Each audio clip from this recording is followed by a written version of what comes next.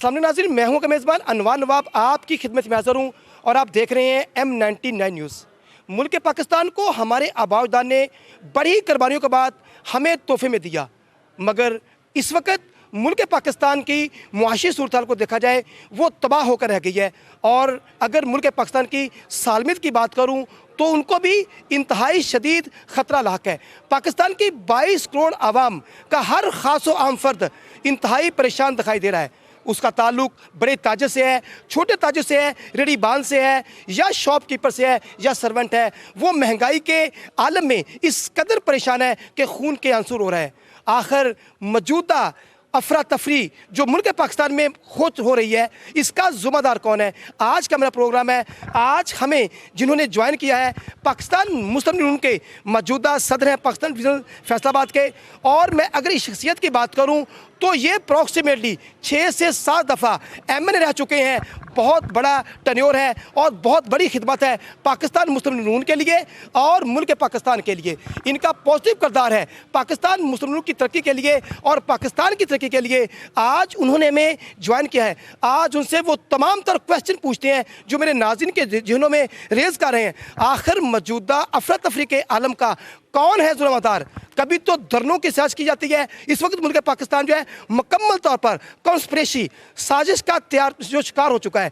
जो है पार्टी अरकान के लीडरान जो है साजिश कर रहे हैं, मामला डिस्टर्ब जा रहा है। इस वक्त अफरा तफरी का मामला है, परेशानी है। इस वक्त जो मेरे साथ मौजूद हैं हाजी अकरम अंसारी साहब, उनसे वो तमाम तौर क्वेश्चन करते हैं कि हाजी साहब ये मुल्क पाकिस्तान किस तरफ जा रहा है और इसकी असल हकीकत क्या है? आइए जानते हैं हाजी साहब की ज़बानी। अस्सलाम वालेकुम साहब। अच्छा, पहली बात तो ये है कि मुल्क पाकिस्तान इस वक्त जो है बहुत ही गंभीर हालात से गुजरा है और उसके फौरी बाद जो है जो धरने की डेडलाइन, क्या कहेंगे इस बयानिया पर? बिस्मिल्लाहिर्रहमानिर्रहीम। मैं समझता हूँ कि आपका बड़ा ये अच्छा क्वेश्चन है, लेकिन जो हालात 2013 से मैं शुरू करूँगा। 2013 में मियाँ मोहम्मद नवाज शरीफ साहब ने पाकिस्तान के अंदर बड़ी वाज़ेह अक्सरियत के साथ हुकूमत बनाई, लेकिन उस वक़्त से लेकर 2014 में उन्होंने धरना दिया और 126 दिन वहाँ पे धरना दिए रखा। और उस वक़्त मियाँ मोहम्मद नवाज शरीफ साहब, उस वक़्त भी हमारे पास चैलेंजेस थे। एक बहुत बड़ा चैलेंज था मईशत का, एक बहुत बड़ा चैलेंज था दहशत गर्दी का, और एक बहुत बड़ा चैलेंज था एनर्जी क्राइसिस का। तो उस वक़्त भी हम जो काम करते थे वो ये इसमें हर्डर डालने के लिए ये ऐलान करता था कि मैंने धरना देना है।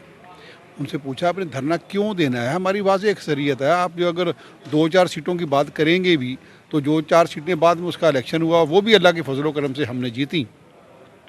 लेकिन उनका एक माटो है, उनका इस मंशूर है कि पाकिस्तान को उसने स्टेबल नहीं होने देना, पाकिस्तान को उसने अफरा तफरी के अंदर रखना है, पाकिस्तान की मईशत को तबाह करना है, पाकिस्तान के अखलाक को तबाह करना है। आपने उस वक़्त देखा कि 2014 में जो धरना दिया गया उसमें हमारी कौम की बेटियों को जिस अंदाज़ में वहाँ पे वो नचवाते रहे, जिस अंदाज़ में वो धरना देते रहे, आपके वो मुझे बताने की ज़रूरत नहीं, पूरी कौम ने सारी चीज़ें वो देखी हैं। हम उस वक्त भी MNA थे तो वहाँ पे हम देखते थे। उस वक़्त मियाँ मोहम्मद नवाज शरीफ साहब ने बड़े ही आसान तरीके के साथ दहशत गर्दी का मुकाबला किया, तमाम जमातों को साथ मिलाया, ज़रब अज़ब किया, और फिर उस ज़रब अज़ब के ज़रिए हमने उस पर काबू पाया। जो बंद बोरी लाशें कराची से आती थी, जो सवात के अंदर, जो फाटा के अंदर उस वक्त फाटा था, जो बाकी मुल्क के अंदर जिस अंदाज़ में दहशत गर्दी होती थी, उस वक्त ना तो एक बंदा बचता था, ना उस वक्त मस्जिदें महफूज थीं, ना उस वक्त अमाम बारगाहें महफूज थीं, ना उस वक्त के चर्चेस जो हैं वो महफूज थे। उस वक्त ये हाल था कि हर वक्त दहशत ही दहशत थी। लेकिन अल्लाह तबारक व तआला के फजल करम से मियाँ मोहम्मद नवाज शरीफ ने उस दहशत गर्दी को ख़त्म करने के लिए पूरी कोशिश की और अल्लाह ताला ने उसको कामयाब किया। अच्छा, प्रीवियस 4 ईयर में पाकिस्तान तहरीक इंसाफ की हुकूमत थी तो सिर्फ महंगाई की सूरत हाल जो थी वो बहुत डिस्टर्ब थी, इंतहा को थी। जब से वफाक के अंदर पाकिस्तान मुस्लिम लीग की जब PDM की हुकूमत आ चुकी है, उसके बाद हालात ज़्यादा गंभीर होते जा रहे हैं सालमियत के हवाले से, मईशत के हवाले से। इस पर क्या कहेंगे? मैं समझता हूँ कि ये जिस अंदाज़ में हमने पिछले 5 साल लगाए थे, उसमें भी आखिरी साल में फिर मियाँ नवाज शरीफ साहब को निकाला गया और उसके बाद बाकायदा एक प्लानिंग थी اور اس پلاننگ کے تحت انہوں نے جھوٹ بولتے رہے، اور 4 سال جو انہوں نے لگائے ہیں، 4 سال کے اندر کیا جو ڈالر ہے وہ 180 190 پہ نہیں تھا؟ کیا اس وقت مہنگائی جو تھی وہ عروج پر نہیں تھی؟ کیا چینی اس وقت 105 7 10 روپے میں نہیں تھی؟ کیا اس وقت آٹا جو ہے وہ 75 80 روپے کلو نہیں تھا؟ کیا اس وقت باقی چیزیں مہنگی نہیں تھیں؟ کیا اس وقت بجلی مہنگی نہیں تھی؟ اور اس وقت انہوں نے جو کچھ کیا، اور جاتے جاتے اس کو معلوم تھا کہ یہ معاملات ایسے اس کو وہ سنبھال نہیں سکتا تھا، اس وقت پھر جو ہماری پی ڈی ایم جو بنی، پی ڈی ایم نے فیصلہ کیا کہ اس کو ہم نے اتارنا ہے۔ ہم بھی جلسے کرتے رہے، ہم بھی جلوس نکالتے رہے، ہم بھی ریلیاں کرتے رہے کہ یہ اس کی حکومت کو ختم کرنا ہے، یہ ملک کو تباہ کر دے گا۔ اور جس انداز میں اس نے تباہ کیا، حالانکہ اس وقت ان کو چاہیے تھا کہ تھوڑی بہت بجلی کو مہنگی کرتا، تھوڑی بہت باقی چیزوں کو مہنگی کرتا تاکہ چیزیں سٹیبل ہو جاتی۔ اس نے بجائے چیزیں تھوڑی بہت مہنگی کرنے کی بجائے اس کو سستی کر دیا۔ آپ کی معیشت جو ہے وہ اس وقت سے تباہ حال ہے جب یہ موجودہ وزیر اعظم تھا، اس پر ہم نے اس کو نکالا، اور جس طریقے سے نکالا وہ پاکستان کی تاریخ میں پہلا موقع ہے کہ کسی کو قانونی طریقے سے، آئینی طریقے سے وہاں پہ اسمبلی کے اندر ووٹنگ کے ذریعے ان کو نکالا۔ اور آج تک ایسی مثال آپ کو نہیں ملے گی کہ نو کانفیڈنس کیا ہو اور کسی بہت لوگوں کے خلاف ہوا ہے لیکن وہ کامیاب نہیں ہو سکے۔ یہ واحد تھا کہ ہر آدمی اس کے خلاف تھا، ہر ایم این اے اس کے خلاف تھا، ہر جماعت اس کے خلاف تھی۔ ہر پی ڈی ایم اس لیے بنی کہ اس کی جتنی جماعتیں، وہ بھی حالانکہ بہت ساری جماعتیں ایسی تھیں پی ڈی ایم کی جو حکومت میں نہیں ہیں، ان کے ایم این اے نہیں ہیں، لیکن عوام کے اندر ان کی بڑی ہی سے ہے، ان کا نام ہے، ان کے ووٹر ہیں، ان کے گو نہیں ہیں، لیکن وہ تمام کے تمام اس کے خلاف تھے۔ اس کو آئینی طریقے سے وہاں سے نکالا گیا۔ سرائے کو لے کے ہم چلے جائیں جناب یہ ہمارے خلاف سازش ہو گئی ہے، کون سی سازش ہے؟ ووٹوں سے نہیں کرایا اس کو، ہم نے کوئی امبیزلمنٹ کی ہے اس میں؟ کوئی ووٹ سامنے تھے، گنتی کے ساتھ وہ گیا ہے۔ آج ہمارے 3 4 ووٹ زیادہ ہیں، صرف 3 4 ووٹوں کی اکثریت سے ہم حکومت کو چلا رہے ہیں، اور وہ جو محب وطن ہیں سارے لوگ جو آج کی حکومت کے اندر شامل ہیں، اور وہ کوشش کر رہے ہیں۔ یہ جو بیانیاں در بیانیاں کبھی سائفر کا آ جاتا ہے۔ اب آپ دیکھیں کہ فارن فنڈنگ کیس کب سے چلتا ہے؟ 9 سالوں بعد اس کا فیصلہ آیا۔ اب ایک اور فارن فنڈنگ کیس آیا ہے، اس کا آپ نے دیکھا ہے کہ اسٹیٹ بینک نے لکھ کے دیا کہ واقعی اتنے پیسے ہمارے پاس آئے ہیں اور فلاں جو اکاؤنٹ ہیں اس کے اندر آئے ہیں۔ اس کو پوچھنے کی ضرورت ہے کسی سے؟ اور یہ جو توشہ خانہ ہے، یہ توشہ خانہ یعنی میاں نواز شریف صاحب کے اوپر تو وہ پاناما چلاتے رہے 2 3 سال، 180 پیشیاں انہوں نے وہاں پہ عدالتوں کے دیں، اور اپنا فیصلہ پھر اللہ تبارک و تعالیٰ کے اوپر چھوڑا، جج کے سامنے کہہ کے گئے وہ، اور اس کے اوپر سزا کس کے اوپر ہوئی؟ اقامہ کے اوپر۔ اور یہ تو توشہ خانہ کے سامنے، یار یہ جو بندہ ایک گھڑی نہیں چھوڑ سکتا، جو بندہ ایک ایسٹرے جو ہے ایسٹرے نہیں چھوڑ سکتا، ایک ہار نہیں چھوڑ سکتا، باقی چیزیں جاتا وہ ایک 100 کارٹون پانی کا لے گیا۔ یار کوئی خدا کا خوف ہوتا ہے، کوئی ایک تو چیز بندہ چھوڑ دے کوئی، یعنی پانی کیا حیثیت رکھتی ہے؟ ایک وزیر اعظم جو رہا ہو جو کہتا ہے میں بہت نیک ہوں، اور اس وقت ججوں نے بھی اس کو کہا یہ امین بھی ہے، صادق بھی ہے، جو پانی کی بوتلیں اٹھا کے پرائم منسٹر ہاؤس سے لے جائے اپنے گھر کو، تو کون سی امینی اور صادقی ہے اس کی؟ تو میں یہ سمجھتا ہوں کہ یہ جتنی بھی چیزیں ہیں، اس کا جو کرتا دھرتا ہے، اس کی بنیاد عمران خان ہے۔ عمران خان نے بنیاد رکھی، اخلاق تباہ کیا، اس نے بنیاد رکھی معیشت تباہ کی، اس نے بنیاد رکھی یہ باقی جتنے بھی آپ باتیں کرتے رہیں وہ ہی۔ اب ارشد شریف ہے، ارشد شریف کے گیا، ہمارا اس کے ساتھ کیا تعلق ہے؟ ہاں ہمیں دکھ ہے اس بات کا کہ وہ کیوں قتل ہوا۔ اس کو قتل نہیں ہونا چاہیے تھا، کوئی بھی صحافی ہے چاہے، اس کو قتل نہیں ہونا چاہیے، اس کے اوپر کوئی ذمہ داریاں جو ہیں وہ نہیں آنی چاہیے اس میں، لیکن میں سمجھتا ہوں کہ اس کی پوری چھان بین ہونی چاہیے، اس کی تفتیش ہونی چاہیے، جو اس کا مجرم ہے اس کو قرار واقعی سزا اس کو ملنی چاہیے۔ اور آپ دیکھیں نا، وہ ان کی پولیس کہتی ہے کہ ہم نے وہ بھاگ رہا تھا، گاڑی نہیں روکی، انہیں گولی مار دی، پھر آ گیا کہ نہیں جناب وہ کراس فائرنگ ہوئی ہے۔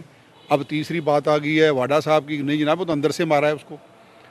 اب اور بھی چیزیں نکلیں گی، یہ آہستہ آہستہ آئے گی ساری باتیں کہ وہ یہاں سے کیوں گیا، یہاں سے کس نے بھیجا. وہ تو جناب عمران صاحب فرما رہے ہیں کہ اس کو میں نے کہا تھا آپ چلے جاؤ یہاں سے، آپ کو مار دیں گے. بھائی صاحب، عوام کا جو اعتماد جو ہے پاک آرمی سے اٹھتا جا رہا ہے، جو اعتماد تھا، آخر یہ سازش جو ہے کہاں سے چل رہی ہے؟ رات کے اندھیرے میں پاکستان تحریک انصاف کے سربراہ جو ہے، جو پاک آرمی کے سربراہ سے یہ کہہ رہے ہیں کہ اپنے ٹینیور کو ایکسٹینڈ کریں، لیکن دن میں عوام میں آ کر انہی کو میر جعفر اور صادق کے کردار جیسے نوازا جاتا ہے. اس بینی پر کیا کہیں گے آپ؟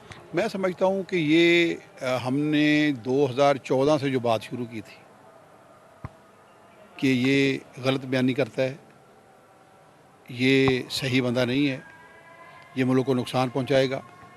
اس نے کروڑ نوکری کا کہا، جھوٹ کہا. اس نے 50 لاکھ گھروں کا کہا، جھوٹ کہا. اس نے عوام کو خوشحال بنانے کا کہا، جھوٹ کہا. اس نے بچوں کو اپنے ساتھ ملانے کے لیے پتہ نہیں کون کون سے وعدے کیے، وہ جھوٹ کہا. ہم نے جو بیانیہ اس کا سائفر کا تھا وہ جھوٹ کہا. اس نے باقی جتنی بھی باتیں کی سارا جھوٹ نکلا. اور جو ہم کہہ رہے تھے 8 سال سے کہ بندہ اچھا نہیں ہے، یہ امین اور صادق نہیں ہے، تو اس کی تصدیق کل آرمی نے الحمدللہ کی ہے کہ سائفر بھی غلط ہے، باقی چیزیں بھی غلط ہیں. ارشد شریف کا قتل جو ہے وہ بھی سامنے آ جائے گا. لیکن میں سمجھتا ہوں کہ یہ جو باتیں ہم نے 8 سالوں کے اندر کی، جس کو کوئی مان نہیں رہا تھا، الحمدللہ D G I S I نے اور D G I S P R نے ان باتوں کی تصدیق کر دی کہ ہم نے میاں نواز شریف صاحب نے جو کہا تھا وہ صحیح ہے، جو یہ کہہ رہا تھا وہ غلط ہے. صاحب یہ بتائیے گا کہ عمران خان صاحب بھی نااہل ہو چکے ہیں اور میاں نواز شریف صاحب وہ بھی نااہل ہیں. مستقبل میں سمجھوتے کی کرن کیا ہے؟ کوئی جھلک نظر آ رہی ہے کہ کیا اس کو بیلنس کر دیا جائے گا؟ اس بیان پہ کیا کہیں گے؟ نہیں دیکھیں، ہمارا تو ان کے ساتھ کوئی معاملہ ہی نہیں ہے. نااہل ہونا، نااہل انہوں نے کیا ہے اس میں فارم فنڈنگ کیس میں، جس میں اربوں روپیہ کھایا ہے اس نے. میاں نواز شریف نے کون سا اربوں کھایا ہے بھائی؟ کچھ ثبوت ہے کسی کے پاس؟ کوئی 10 روپے کی بتائیے کہ امبیزلمنٹ کی ہے کسی چیز کے اندر اس نے. اور کوئی اقامہ کا کیس ہے کہ جناب میں اپنے بیٹے سے تنخواہ کیوں نہیں لی اس نے، یعنی یہ بھی کوئی کیس ہے کہ اپنے بیٹے سے تنخواہ نہیں لی. امبیزلمنٹ کہاں سے آ گئی بھائی؟ نااہلی کیوں ہوئی اس کی؟ اب جب آپ کیس کو دیکھیں گے تو کیس کو دیکھنے کے بعد یہ بات آج ثابت ہو گئی ہے کہ میاں محمد نواز شریف کو غلط نااہل قرار دیا گیا تھا. وہ انشاءاللہ تعالی اللہ تعالیٰ کے فضل و کرم سے دیکھیں گے آپ مہینے 2 مہینے کے بعد جب عدالتیں خود ہی اس کو اہل قرار دیں گی. اور اس کو تو نااہل قرار دیا ہے، کیا ثبوت دے گا؟ یہ گھڑیاں نہیں لی اس نے، توشہ خانے سے ہار نہیں لی اس نے، وہ اسٹے نہیں وہاں سے لی، وہاں سے مال نہیں کمایا اس نے. اور بہت ساری ایسی چیزیں ہیں. بلکہ یہ چیزیں یہ کوئی اتنی اہمیت نہیں رکھتی. اہمیت یہ بات رکھتی ہے کہ اس نے جو فیل کیا، مثلا سعودی عرب سے گھڑی لی. سعودی عرب تو کہے گا یار میں 20 ارب، ہم کہتے ہیں 20 ارب ڈالر دیں ہمیں، یہاں سرمایہ کاری کریں. وہ کہتا ہے ہم نے تو آپ کو ایک گھڑی دی تھی، ان کو تو اسٹیٹ کو دی ہے نا، اسے کسی شخص کو نہیں دی. اگر کسی شخص کو دیتے تو دے دیتے تھے، لیکن اس نے ایک اسٹیٹ کو دی. پاکستان ایک اسٹیٹ ہے، اس کو دی. وہ کہتے ہیں جو 10-20 کروڑ کی گھڑی جو ہے وہ اس میں میزرمنٹ کر سکتے ہیں، تو 20 ارب ڈالر میں کیوں دوں؟ ان کو ہمارے ساتھ ناراض کر دیا.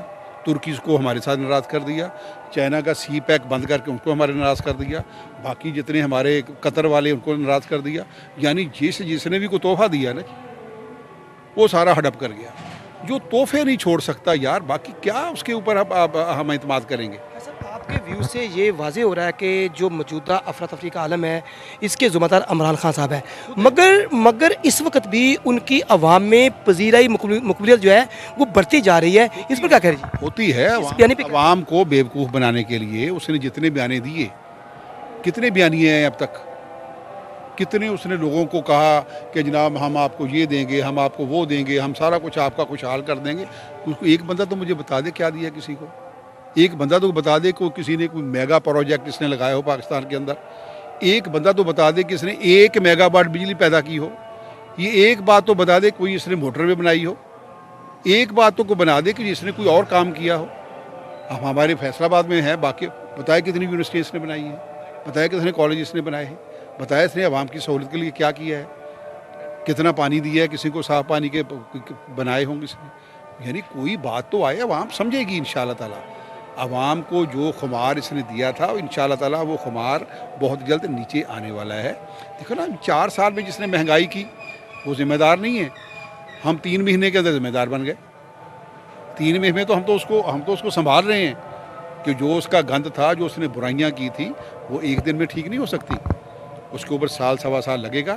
انشاءاللہ تعالیٰ 16 اگست 2023 کو ٹینیور ختم ہوگا. اس وقت تک ہماری حکومت رہے گی اللہ کے فضل و کرم سے. اس کے بعد الیکشن اناؤنس ہوگا تو پھر اللہ تعالیٰ کے فضل و کرم سے ہم آپ کو بتائیں گے کہ عوام کس کے ساتھ ہے. ساری گمبھیر صورتحال میں میری ناظرین آپ کو دیکھ رہے ہیں, عوام کے لیے آپ کا کیا خوشائند پیغام ہے؟ جو صورتحال چل رہی ہے یہ نو ڈاؤٹ جو ہے یہ کوئی قابل قبول نہیں ہے. ان فیوچر میں عوام کے لیے خوشائند پیغام آپ کا کیا ہے؟ میں یہ سمجھتا ہوں کہ سب سے بڑا مسئلہ جو عوام کے اندر ہے وہ آج مہنگائی کا ہے. اس میں کوئی دو رائے نہیں ہے. کوئی نہیں کہہ سکتا مہنگائی نہیں ہے. مہنگائی ہے. ان 6 مہینوں کے اندر میں قوم کا شکریہ ادا کرتا ہوں, خراج تحسین پیش کرتا ہوں کہ قوم نے 6 مہینے کے اندر مہنگائی کو جھیلا. وہاں پہ بجلی کے بلوں کی صورت میں, تیل کی صورت میں, گیس کی صورت میں, بجلی کی صورت میں, اشیاء خوردنی کی صورت میں, باقی چیزوں کی صورت میں قوم نے ایک بہت بڑی قربانی دی ہے.